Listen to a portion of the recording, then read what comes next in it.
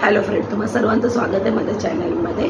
तर माझा घसा जो आहे थोडा बसलेला आहे, तर प्लीज त्याच्याकडे थोडंसं इग्नोर करा। तर आज मी तुमच्याबरोबर सुकटचा ठेचा किंवा तुम्ही चटणीसुद्धा बोलू शकता ही रेसिपी शेअर करणार आहे। प्रवासामध्ये नेण्यासाठी सुद्धा खूप छान ऑप्शन आहे हा। आणि कसा पावसाळा अजून सुरू झालेला नाही, पण लवकरच पावसाळा सुरू होणार आहे। आणि पावसाळ्याच्या आधी बरेच जण जसं वाळवण्याचे पदार्थ किंवा साठवणीतला मसाला करतात, त्याचप्रमाणे बऱ्याच जणांकडे पद्धत असते की सुकी मच्छीचा सुद्धा साठा करून ठेवायचा। कारण की पावसाळ्यामध्ये बऱ्याचदा आपल्याला भाज्या मिळत नाही आहेत किंवा आपल्याला पाऊस असल्यामुळे भाजी घेण्यासाठी जाण्यासाठी वेळ भेटत नाही, त्यामुळे हा सुकी मच्छीचा साठा करून ठेवतात बरेच जण। आणि त्या करायलासुद्धा इझी असतात, पटकन होतात। कसं जी सुकी मच्छी असते ना, सुकट बोंबील किंवा आणखीनही बरेच प्रकार असतात त्या सुक्या मच्छीचे, त्याचं काय होतं पावसाळ्यामध्ये ना त्याला जरा ओलावा असतो। म्हणजे पावसाळ्यामध्ये जर आपण विकत घ्यायला गेलो मार्केटमध्ये भेटत नाही असला प्रकार नाही, भेटते ती पावसाळ्यामध्ये सुद्धा, पण त्याच्यामध्ये मॉइश्चर पकडलेलं असतं आणि जरा ओलावा असतो। त्यामुळे कसं उन्हाळ्यामध्ये ती साठवणं बेस्ट आहे, कारण कडकडीत आपण उन्हामध्ये वाळवून तिला साफ करून ठेवली तर छान टिकते ती। अशीच मी सुकी मच्छीच्या काही रेसिपी ह्या महिन्यामध्ये तुमच्याबरोबर शेअर करणार। तर आज आहे आपली पहिली रेसिपी सुकट। तर अगदी झटपट बनते आणि खाण्यासाठी सुद्धा एकदम टेस्टी अशी ही रेसिपी लागते।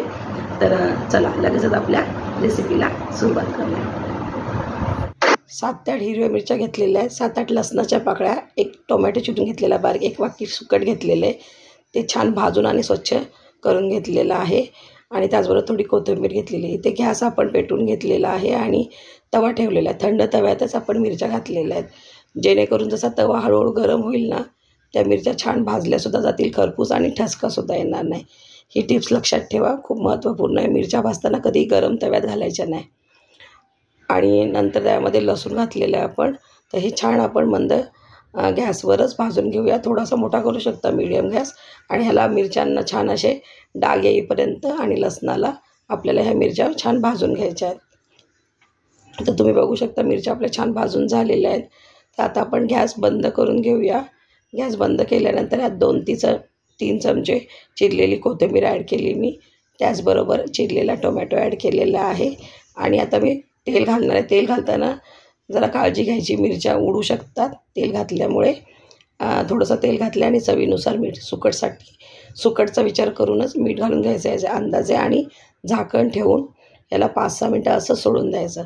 त्याच्यामध्ये जी वाफ तयार होते ना, त्याच्यामध्ये हे सगळं मिश्रण जे आहे सॉफ्ट होतं आपलं, आणि तवा गरम असतो ना।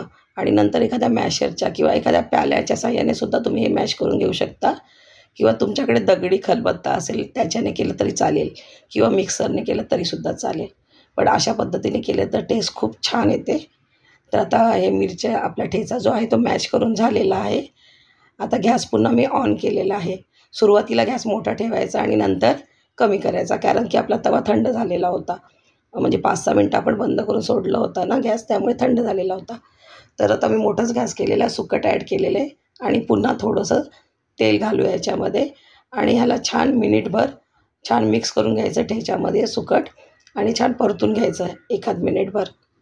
तर सगळं मिश्रण आपण सगळं एकजीव करून घेऊया, छान ह्या ठेच्याला परतून घेऊया। आणि आपल्याला असं जाणवलं की तवा गरम झाला आहे, तर लगेचच गॅस कमी करून घ्यायचा, आणि हे छान मिक्स करून झाल्यानंतर तव्यावर छान पसरून घ्यायची चटणी, आणि एक बाजू अशी थोडीशी खरपूस होऊ द्यायची। जर तुम्ही प्रवासामध्ये नेण्यासाठी बनवत असाल ना, तर ह्याच्यामधला टोमॅटो जो आहे तो स्किप करा, म्हणजे हा ठेचा कसा जास्त काळ टिकतो।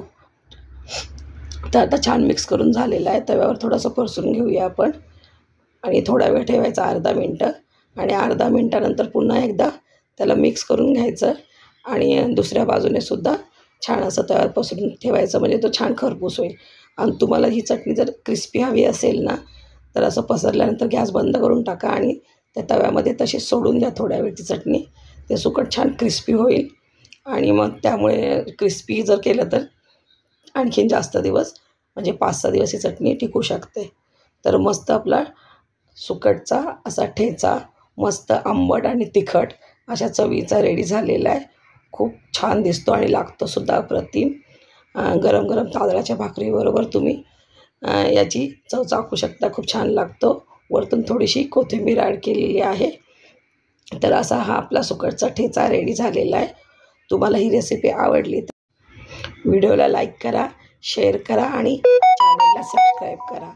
तर भेटूया लवकरच नवीन व्हिडिओसह. तोपर्यंत बाय सर्वांना.